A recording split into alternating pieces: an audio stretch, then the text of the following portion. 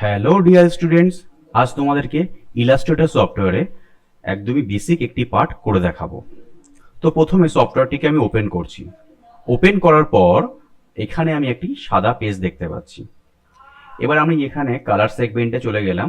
দেখো, দুটি colour portion আমি দেখতে পাচ্ছি, একটি হচ্ছে ফিল কালার, একটি হচ্ছে স্ট্রোক কালার। এখন এই ফিল কালার আর স্ট্রোক কালারটাকে কিভাবে ইউজ করব সেটা দেখে নেব। প্রথমে আমি একটিকে শেপ সিলেক্ট করে পেজের উপরে একটি ড্র করলাম। ড্র করার পর দেখো, এই যে শেপটা ড্র হয়েছে, এই শেপের একটি ফিল কালার গ্রিন যেটা, আর একটি স্ট্রোক কালার যেটা ব্ল্যাক কালার হয়ে আছে। এখন তোমরা যদি চাও যে ফিল কালারটাকে অফ করবে, স্ট্রোক কালারটাকে রাখবে, সেক্ষেত্রে কিভাবে করতে পারবে। তো শেপটাকে আমি প্রথমে সিলেক্ট করব। সিলেক্ট করার পর এই ফিল কালার অপশানটির উপরে ক্লিক করবো একবার।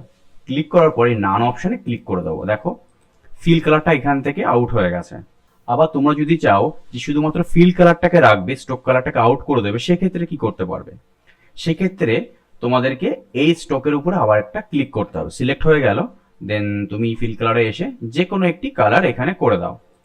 করে দিলে তো এবার আমরা কি করব, স্ট্রোক কালারটাকে অফ করব। সেক্ষেত্রে আবার শেপটাকে সিলেক্ট করার পর স্ট্রোকের উপরে ক্লিক করব একটি, করার পর নানে ক্লিক করে দেবো। দেখো, স্ট্রোক কালারটা এখান থেকে উঠে গেছে।